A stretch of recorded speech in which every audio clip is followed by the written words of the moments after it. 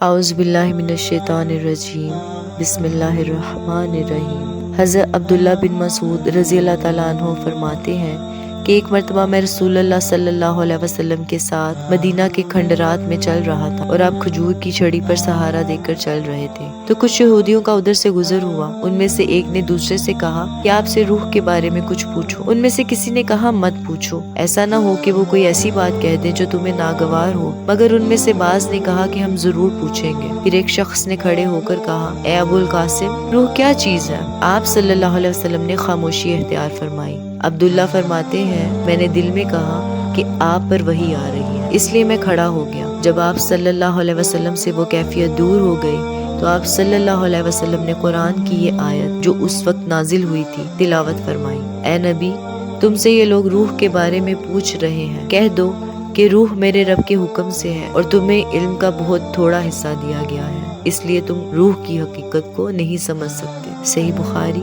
حدیث نمبر 125۔